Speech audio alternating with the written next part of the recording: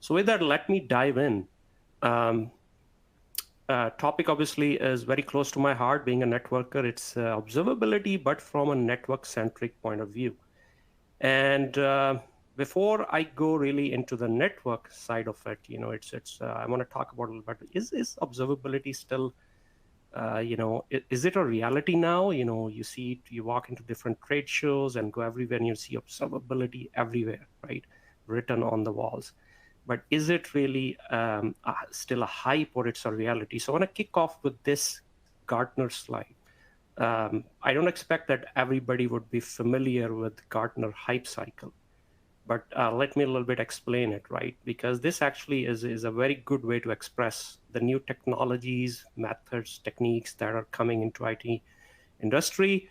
And on the left side, you have the technologies that kind of on the top of the hype. The hype here doesn't really mean it's theoretical, philosophical thing. It's still a reality, becoming a reality. It's not a widespread, adoption yet, maybe, but it is what people are experimenting with, what they're deploying, what they're investing in, and it is soon gonna hit the mass spectrum. As it comes down and goes on the right side, what I call technically important, that's it's now mature market, and that's have been there for a decade or whatever. You see some of the timelines there as well. So for example, see a network packet brokers. A lot of networkers on this call already know what they are, right? They have been around for a while, and we obviously got those as well at cpacket. You see npmd tools, network performance monitoring, and diagnostic tools, like you see apm tools. You see network detection and response down there. All those are right now being deployed, used heavily around security network application teams. And then you see some of the new evolved, contextual things, observability as a general term, which usually tied with application observability. But down there you see is also network observability coming up, right? And then you see, other things that are usually going hand in hand with it, like, digital experience monitoring, or DEM. I'm going to talk a little bit about that as well, because applications, observability, user experiences are all, the kind of two sides of the same coin. You see native cloud monitoring, AI ops. AI ops and observability is an ideal marriage that's going to happen in next 3 to 5 years. You see site reliability engineering. I see SREs on today's call as well attending this webinar. So a lot of exciting stuff here, right? And that means career evolution for a lot of folks here, create new roles, new jobs, and solving problems in a very new way in the new hybrid world. So the point is then investing in observability today is going to pay off for you tomorrow. Either you're personally investing in building those skills, or as an IT, I&O leader, you're investing in those tools and technologies.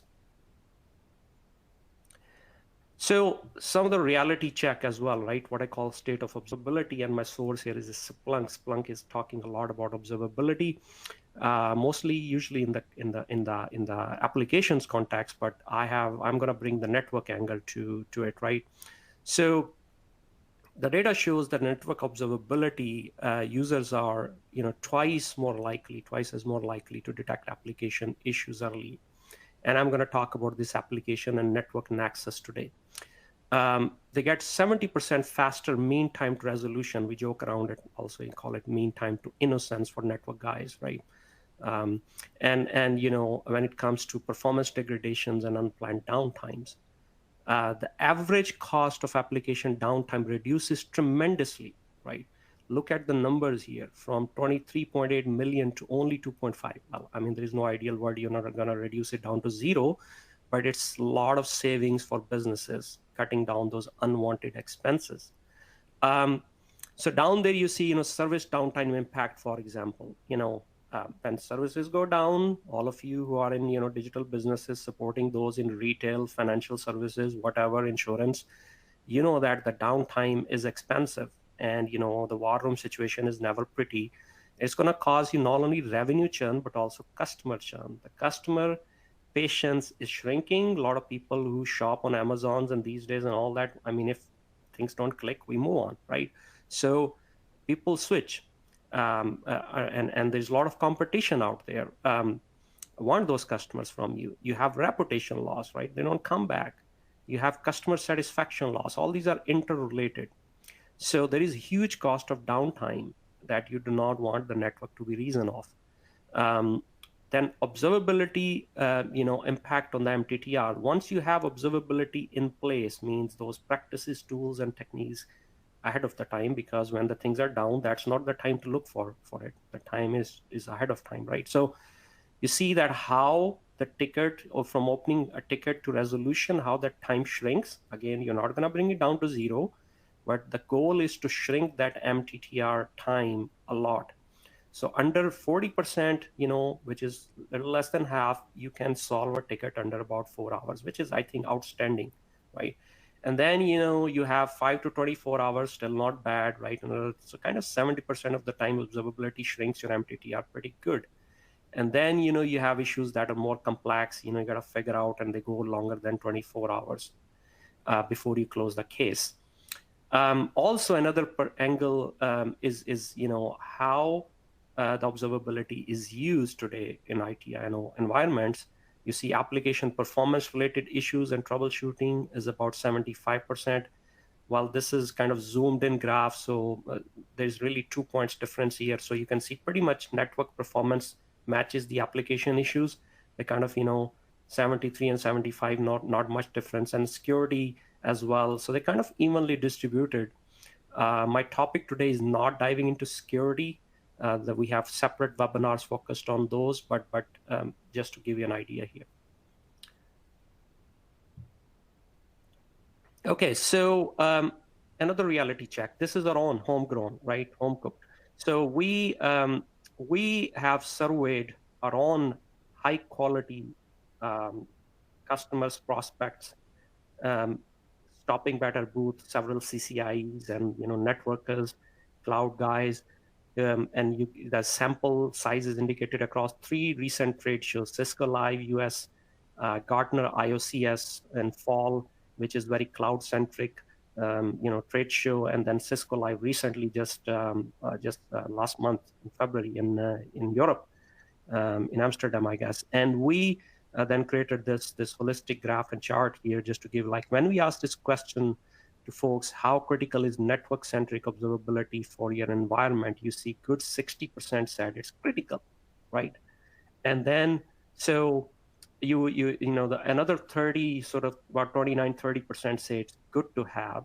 So if you add the 2, that's your 90% of the folks. So at least we are now not in that stage where people say, hey, sorry, what is observability, right? They already know what it is. They understand the need for it, right? And that's a very good sign.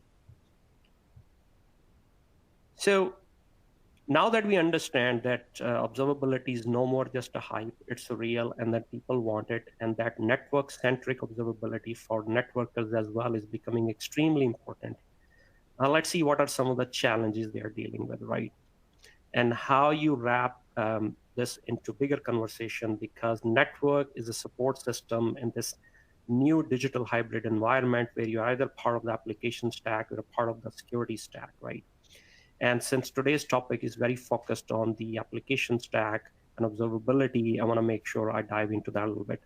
This is my way of explaining how I, view things. For example, here, you see the applications, whether in your data center, which is just the case, or hosted in the cloud.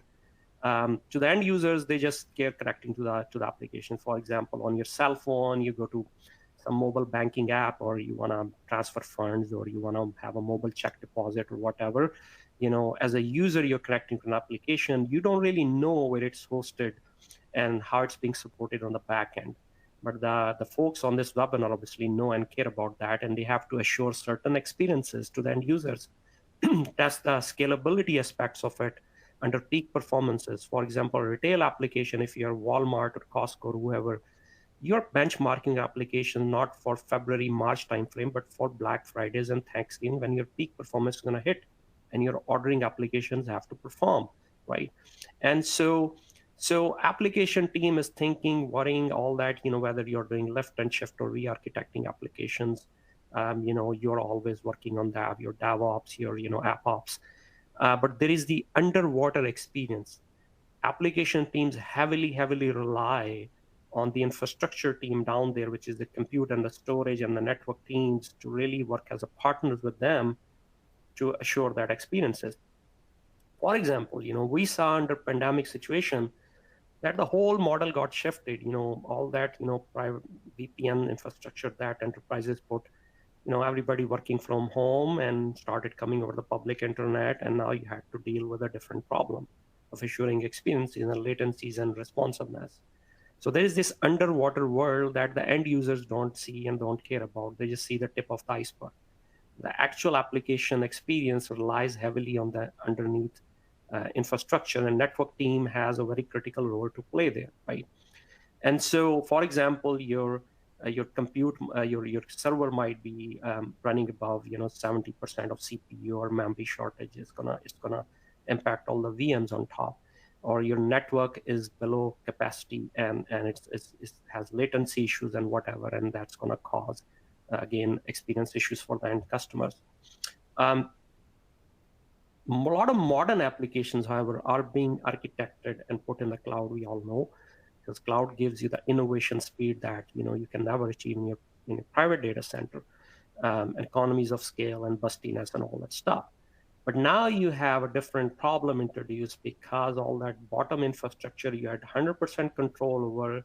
You could have upgraded, done refreshes, done for budgets and all that.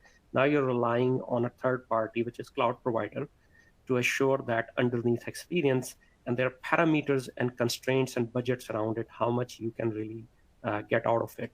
You're not going to also get all the tools that we are used to and the data types in your private data center from observability perspective necessarily in the cloud. I'll give you an example later on how we worked with a customer in the fintech who made that migration when for example, packet data based streams were not available in AWS a couple of years ago. So understand this shift in experience, that as you either lift and shift your applications to the cloud, or you re-architect new applications, in the cloud. How the underneath infrastructure that networkers need to support increases the challenge and complexity, because they're two different worlds. And one side, it's kind of owning your own car, and you got to deal with oil changes and insurance and everything. It's in your garage and you have complete control over it. So that is more like Uber model, right? And there's some trade-offs to be made there. Another perspective, right? So as I said, you have infrastructure, and and the collective, the aggregated experience you're delivering for your applications is the application experience, the quality of coding, the quality of application scalability itself. And then it also depends on the what you call dependencies underneath, and that's where something in observability world we use called baselining and dependency mapping, application baselining and application dependency mapping, that tools like cPacket deliver you. So you see 100% control. As let's say you move few applications on the cloud side here, you have to make sure you recreate those dependencies. You have done the mapping first, what the dependencies are. You have done the baselining, and then as you move those, you have to recreate equal or better experiences on the cloud side, right? Shouldn't be, because from end user perspective, they don't know what you did, right? They don't know the applications that moved.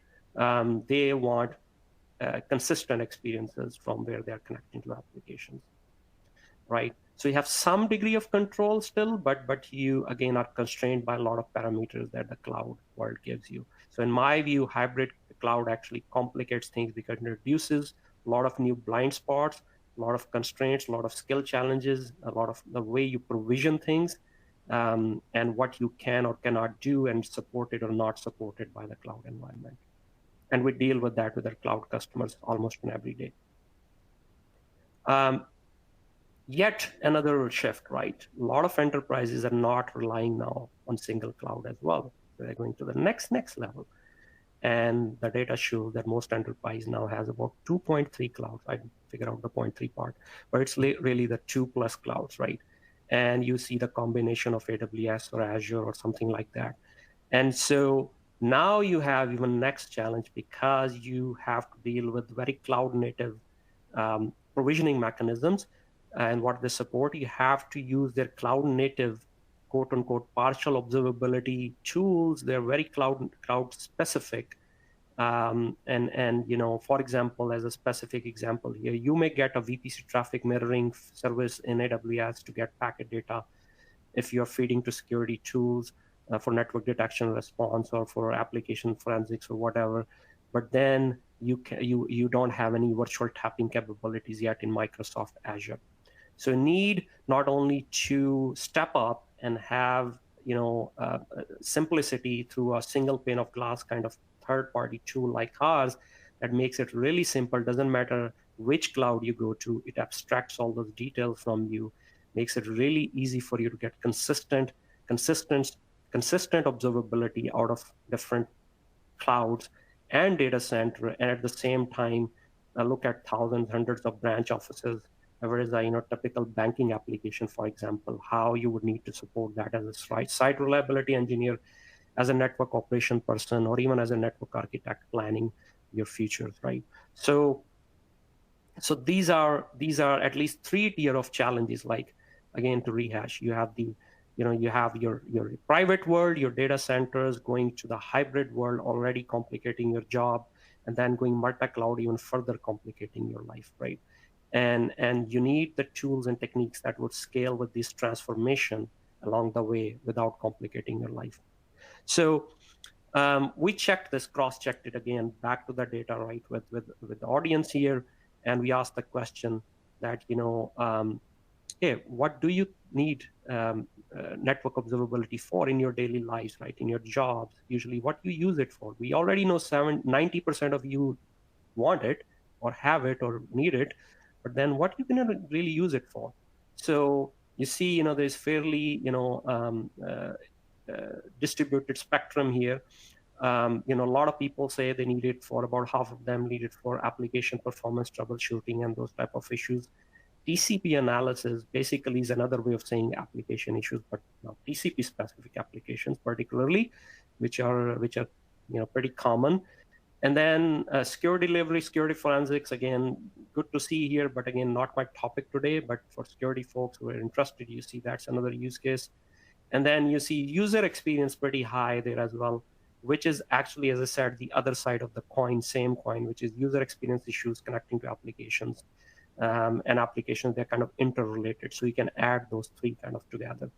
And then you can further split them, because when you talk about VPC to VPC traffic, or going in and out of the cloud, or you talk about north-south in and out of the data center versus virtual traffic, east-west and north-south is pretty equally distributed as well, but people are finding issues to be troubleshooted mostly in the 2 domains of the traffic, the way traffic is split.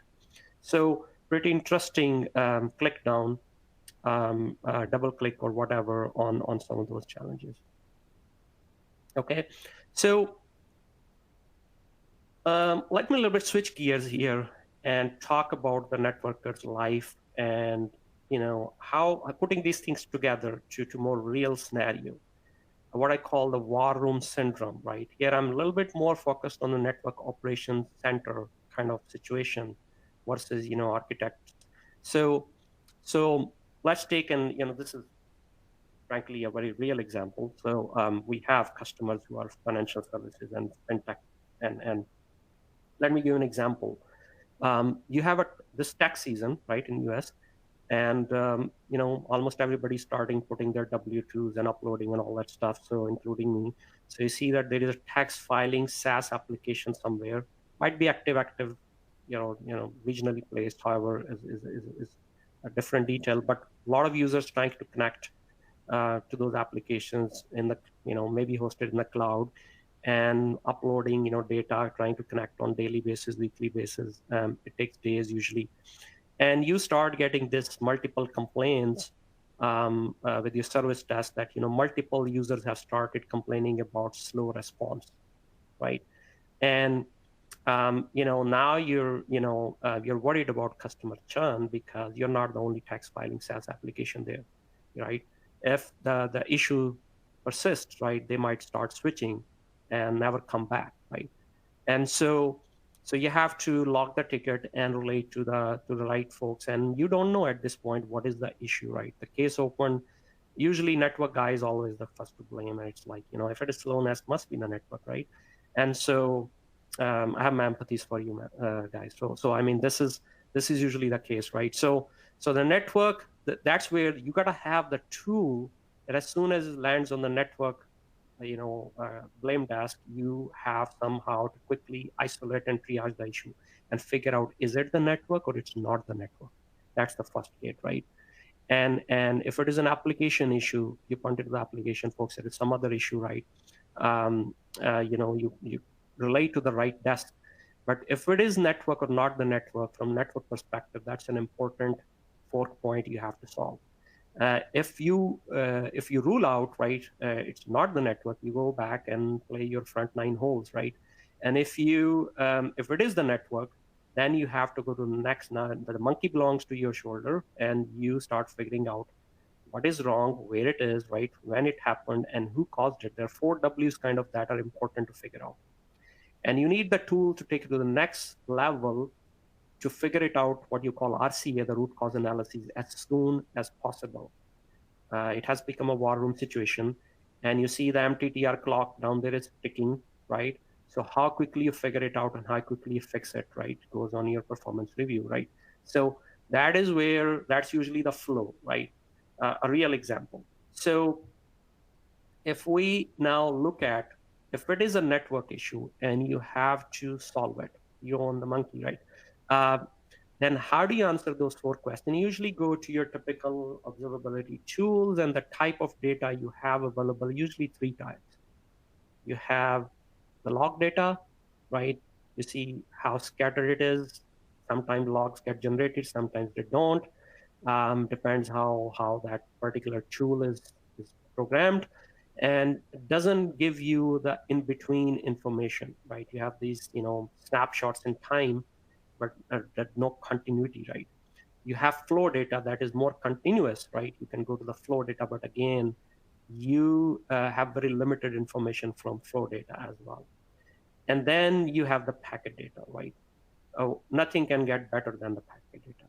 So that the choice is not that you're going to go and jump straight to the packet data. Sometimes you may want to, because that just takes you straight to the truth, and you just pick the selective packets if you have that.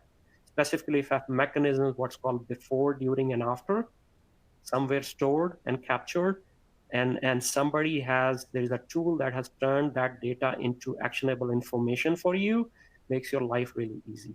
And you can add them to the trouble ticket. You can use them as an evidence to prove your innocence or whatever, and then cut it down to basically the MTTR. Or even if you have these 3 stages and you're going through that, you may need to pull the packets later on in a more familiar world called PCAPs to basically really find out what was happening and which IP address and where it went and did what, right?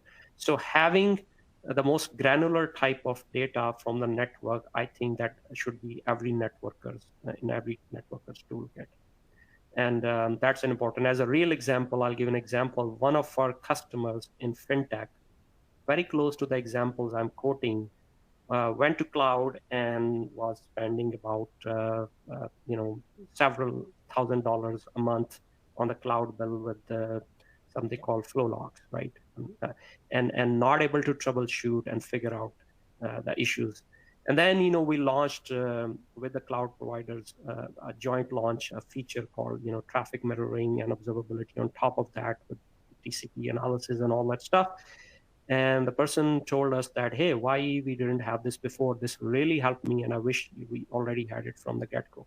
So, saved them all that bill in the cloud, right? So that's the real validation of why having the packet data on premises, not only, but also in the cloud, helps your role in troubleshooting, fixing, reducing that MTTR if you end up owning the problem. So coming back a little bit, we know in the networking teams, if it ends up a network-centric issue, there are usually 2 sides of it, right? The network engineer, network operations people looking at the screens, greens and reds and yellows are the top objective, is to make sure the network never goes down and it's always up for business-ready situation. and avoiding the going down situation. And if it does go down due to some reason, then bringing it back up as soon as possible, right? So they like stability, right? You like stability. You don't want to touch it if it is working, right? And then it is the other side, because you also know what your CI objectives are, hopefully, right? And that what application teams are doing and what the security guys want and what your cloud strategist and center of excellence is planning and cooking. And you have the charter to support the quote unquote new network, right? And on the other side of the fence, and even on premises, there is also what I call repatriation happening. People are also moving stuff back from cloud to on premises. By the way, there's a reverse trend also happening. I don't know how many people know about that.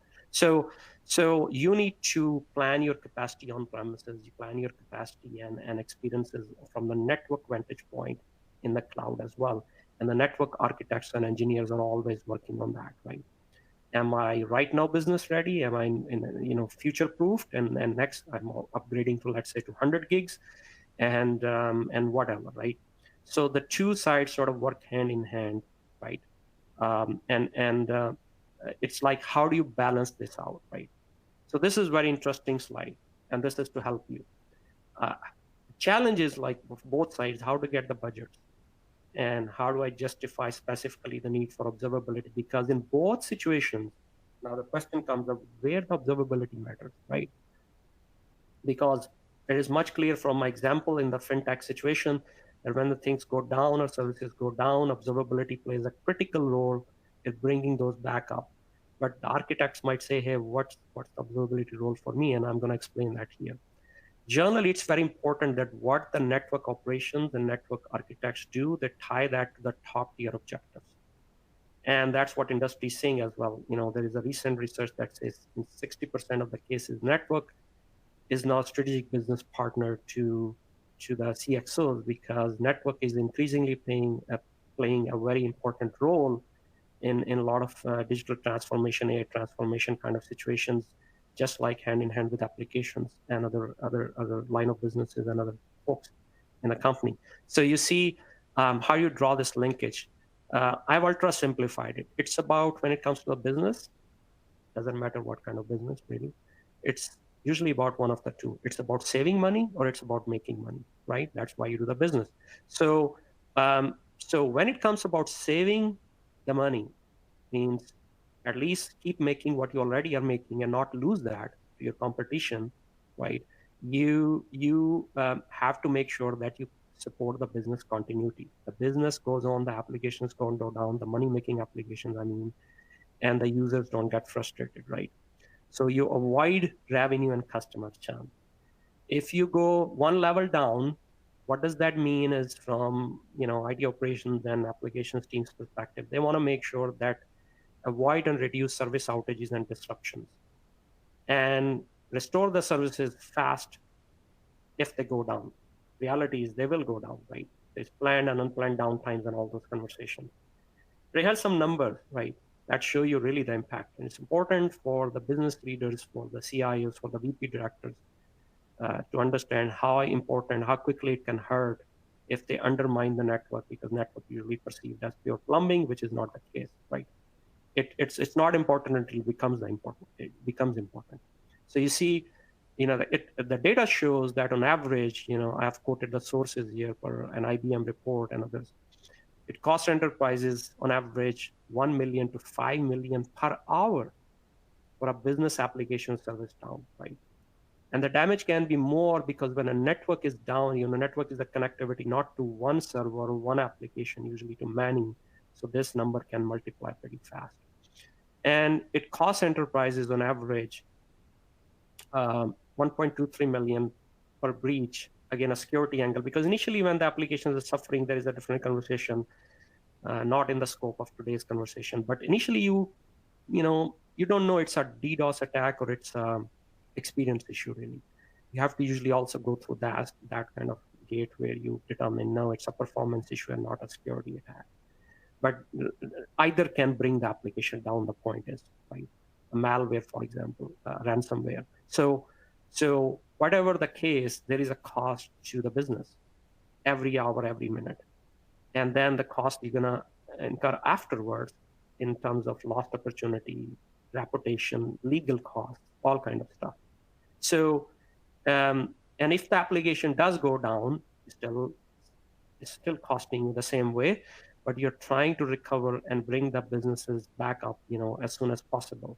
So from a network perspective, what's in your control, what you can do? You want to be making sure that you're not the guy the finger is being pointed at. You're not the person who became the reason for a bad Saturday, right? So the network must not be the reason for a service or application. That's all you can make sure of from your perspective. Network is always ready. Your first objective is to monitor the health of your network, observe it, right, on daily, weekly, whatever basis, to make sure that all the indicators, all the vital signs are headed in the right direction. In my different, there is an infographic on our website that's very good where I talk about watermelon problem, the classic monitoring versus observability. I mean, many networkers think observability is equal to modern monitoring. It is, well, kind of, but not always. And so you see that classic monitoring and telemetry necessarily can sometimes give you false information where dashboards look very nice and green, but you keep getting the unsatisfied customer call, right? And observability is supposed to solve those disconnects. And then when the clock starts ticking, the things go down, there's a firefighting situation, you're under pressure, you got to have the right tools to take you straight to the root cause analysis as soon as possible and fix and bring it back up, right? Now, that part I think we understand. It's mostly in the control of network operations guys. What about the architects, right? We're thinking forward, we're talking about, upgrades and refreshes and experiences and all that. So that's where the money, so obviously you're also making money right now. This is business continuity, but we live in a very competitive world today. If you're a bank, you are competing with other banks. If you're a high frequency trader, you're competing with other exchanges. If you are, fintech company or a SaaS company or a healthcare, whatever, everybody has intense competition. So, and most of the businesses are becoming extremely more digital. We know that, right? And hence you go to the CIO's LinkedIn's and you see their top agendas are digital and AI transformations, right? And that's what the data shows as well. So how do you enable what I call a modernization, right? Part of all of your roles, your job profile should be how do you support business modernization and in that particular sense, enabling rolling out new services, right? What you call digital first strategy. So the data shows this Forbes and IDC report that shows that enterprises can increase revenue somewhere in between 23 to 34% through new product and services.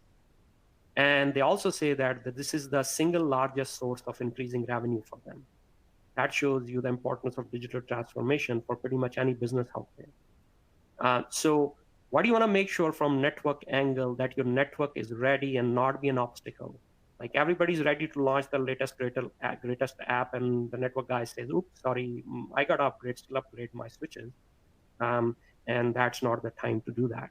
So you need to think forward and work with the rest of the teams. This is even more important because, as I pointed out, most of the modern applications are being architected in the cloud. Because cloud gives you, for example, serverless architectures, all the latest tools and techniques that you can never match the speed of innovation in the cloud in your private data center. So hence the application guys, and they love to code in applications in the cloud as well because they swipe the credit card, start coding, don't have to submit a ticket, don't have to ask for memory upgrades, blah, blah, blah, right?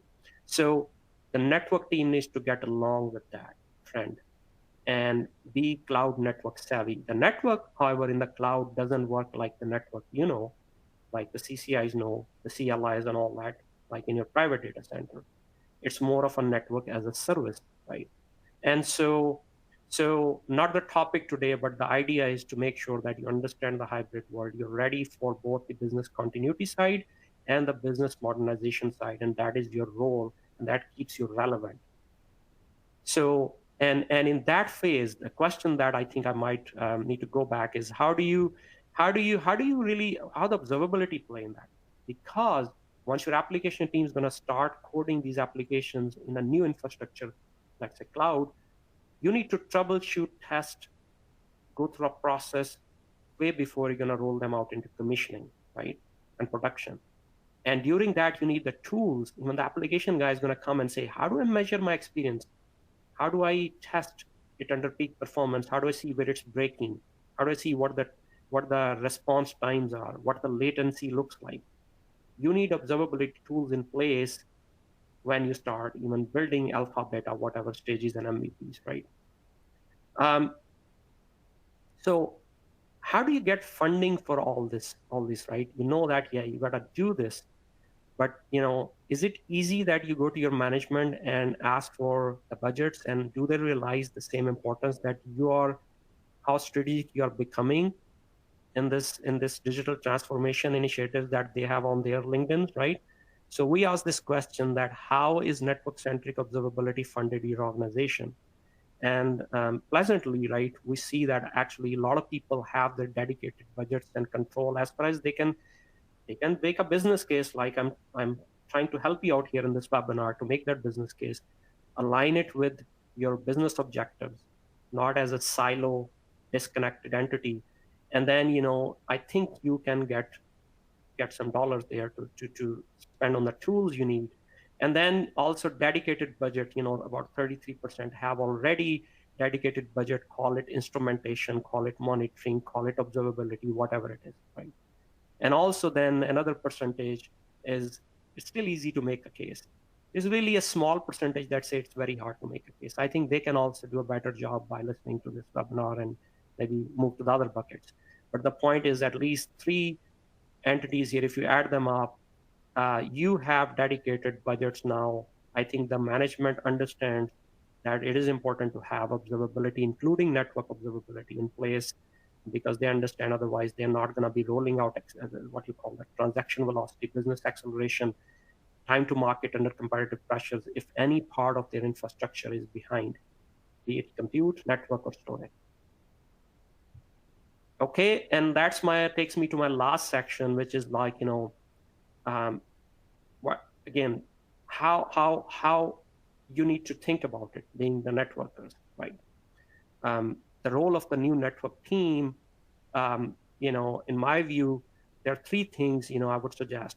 Number one is being relevant.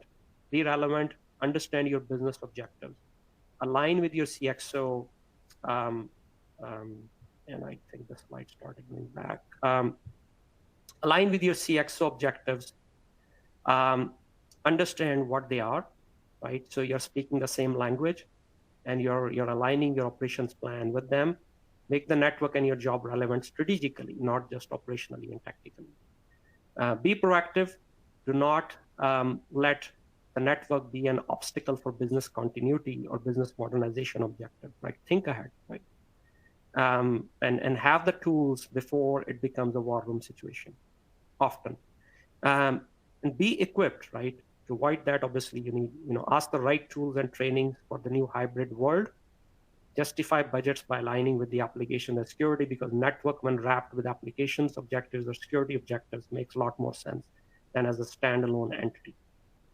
And that takes me to how CPacket can help, how we can help you in all that I talked about today, right? And our job is here is what the simple diagram is, to make it really simpler for everybody. Our charter is to power hybrid cloud observability from all this across this digital distributed environment I talked about, making it easier for networking teams, operations, or architects to get the single pane of glass observability as they're migrating through this journey, right? Moving through this journey, whether it be branch offices, your private data centers, or multi-cloud environment. How you bring it together, correlate, visualize your environments, have service level indicators, actionable information that you need to act on to make sure that you are ahead of the curve. And for that, we have very simple way of looking at our portfolio. I don't want to make it a sales pitch, or probably have several webinars about our products and all that. And you're welcome to ask those questions later on, go to our website or talk to our guys. But it's simply looking at, we have a set of observability nodes down there. I have also put the classic terminology here so people can do the mapping, right? You got to start, reality, you got to start tapping the infrastructure in the old language. in the cloud or out of the cloud, everywhere in strategic locations. So you need physical and virtual tapping techniques and mechanisms. You need to centralize the information, reduce the blind spots, consolidate information, feed it into the right locations. So that centralization, processing, and controlling is very important, what we call brokering. You may need historic data as an evidence, that progressive drill down. I'm not saying you come to the world and say, yeah, I'm gonna look at 1 million packets today. That's not the objective. But you gotta have those packets at your disposal to prove your innocence. So capturing those packets, and then certain type of analytics you can only achieve not from real time, but from packet capture and analysis type of devices. And then you come to the top. So you have these what we call observability nodes, virtual or physical. You deploy those in, you have agentless, you have all these mechanisms, Azure, AWS, Google, data center, all that, and we make it happen for you seamlessly. You don't need to worry about details, how it happens at this point. And then you got to bring it together, correlate, turn the data into information, because you're not going to sit down and match every packet, but we do it for you. And putting also AI capabilities in that for future as well, to make it really take it straight to the root cause analysis and to point you, hey, look here is something wrong. And this is where most likely the issue is, answering those 4 Ws I pointed out, right? That's where your classic monitoring, analysis, and alerting capabilities come. You also want to have the right alerts, not a lot of false positives or what you call alerts all problem. So this is what we do. We have the nodes and we have the visualization layer. And that's what really ultra simplified, what I call from tap to dashboard, going from tap to dashboard for the networkers, right? With that, that's all I wanted to talk about. I appreciate you listened patiently to me. And for more information, I will say you simply go to our website. And there are about 3 ways you can follow up on this. One is if you like to read and understand stuff more, on the very top, there is a resource section. We have tons of material there. We have infographics, we have videos, we have white papers and application notes specifically tailored to your unique problems and use cases. You may see, no, I want to see something in action and see a demo. You can click that observe in action button down there, and right away set up a time with one of our SEs and actually see, hey, I have this unique scenario. Do you have any solution for me to solve this? Or on the right side, you also have several buttons there you can click on, and based on that, you can set up, you can reach our sales or SEs or other experts on the team, and then go from there, right? With that, let me pass on back to Savina here, and happy to answer any questions. Great. Thank you for that informative presentation, Nadeem. And as a reminder, if anyone has any questions for our presenter today, please type them into the Q&A area of your screen. And I do see that we have some questions already. So Nadeem, the first question is, are most enterprises already multi-cloud?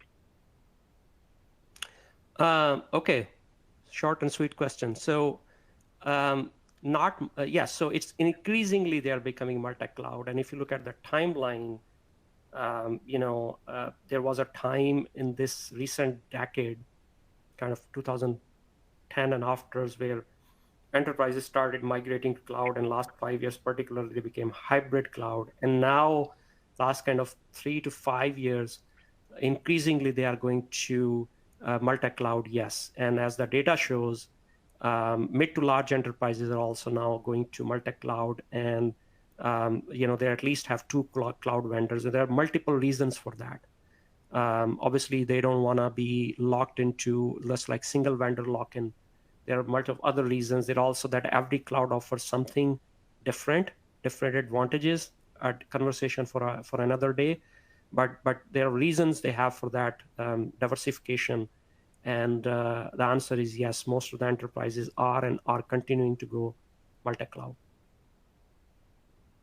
Great. And then the next question has to do with Azure. It says, do you have a packet data extraction and feed solution for Azure? Yes, Azure. We do. Azure is actually one of the dominant enterprise choice these days. We are seeing If there are any AWS folks here, no offense, AWS is also doing pretty good. But Azure has a unique challenge that just like AWS, if you go on our website, you're going to see something there. Under AWS resources, we can provide observability in AWS through multiple ways. One is working with their gateway load balancers, VPC traffic mirroring feeds, and also what we call inline or that kind of mode, agentless mode.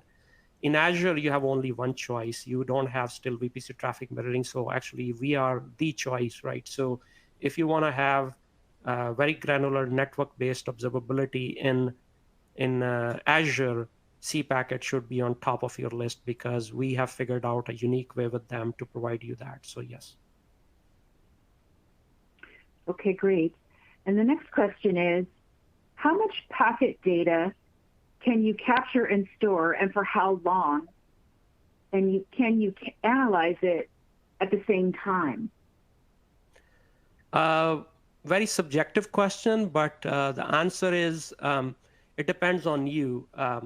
If you're so our capture devices, what is called C-Store series. The previous Azure question was what we call C Cloud series. If you go on our website and you're figuring out, you can have on-premises up to about 2 petabytes of storage on board on a single device or attached storage, what we call CES or cPacket extensible storage. In the cloud, it's kind of unlimited. It depends on how much cloud storage you wanna purchase. It depends on your use cases. Are you want to capture it for compliance reasons? You're a highly regulated industry, healthcare or financials, or you want to do it for troubleshooting and have a rolling buffer strategy where you capture last 15 minutes or last 1 hour. And also at speed you're capturing it. In the cloud, it could be about 10 gigs, or in the on-premise, it could be 100 gig. We support up to 100 gig sustained packet capture. Actually, one of the very few in the industry, or maybe the only one. I'm not, don't want to make a comment on that, but soon we'll publish a report on that. But you can go from anywhere from 10 to 100 gig sustained rates and fill those storage arrays really fast. So it really depends how long you want to capture it, how many locations, and the main thing is that we have the capture solution that you can turn on the analytics in parallel and not have any impact. Also, fast retrieval of packet is very important, not just saving them. So we have all those capabilities, and then finally correlating the data from multiple capture points in a single cohesive way is very important. So I would suggest whoever asked the question should definitely talk to our experts later on and see a demo or something. I also see a question here, Savina, that's very interesting. I think I should answer that. Someone asked, so it's cheaper on average to have a security attack than just an hour or two of the downtime, really, right? So let me explain that. So since my topic is not security, the answer is not really that way. I didn't mean that way. I think security can be very expensive. You're right. There are multiple ways the statistics that come, and I'm using my memory here, so I could be a little bit off. There is a per record in the case of a breach. In the security attack case, there are at least 2-3 stages when it becomes an event, and from just an alarm or trigger to an event to incident and a post-incident, right? And depending where you catch it, how early you catch it and detect it, less expensive it is. Deeper in the cycle, it becomes very, very expensive, right? Just like a software bug, how quickly you find it. So in a security attack case, you have several other costs. You have legal costs. Your customers could sue you. You have privacy issues and GDPR-related costs and fines. Recently, somebody got fined by, I think, 700 million fine through some privacy law or whatever. And it can be personally expensive. That CISO perhaps will never find another job. So, but then you have, also, the cost of lost business. You're going to lose a lot of, depending if it is credit card information or type of attack or how mission critical that information was, how sensitive that information was, you're going to have huge impact on your business. So the cost of downtime is just one piece of the puzzle, right? A security attack costs you, and then there is ransomware cost, like you have to pay the ransom, whatever, Bitcoins. And so there's a bunch of that. There is a whole other presentation I did 2 years back on this. on a network security related costs and attacks, and they should be, I think it should be somewhere on our Bright Talk around 24 channel, still available. But the answer is no. The security downtime can be pretty heavy and depends on the industry, depends on the type of the record and attack and how deep it was in the cycle, right? Just to give an idea. Okay, any other questions? That actually looks like all the questions we have today. We're coming to the top of the hour. We did have a prize drawing for a $100 gift card and that winner will be notified by email after the conclusion of the webinar today. We want to thank everyone for attending today, and thank you, Nadeem. We look forward to seeing you at our next CPACET webinar. Thank you, everyone.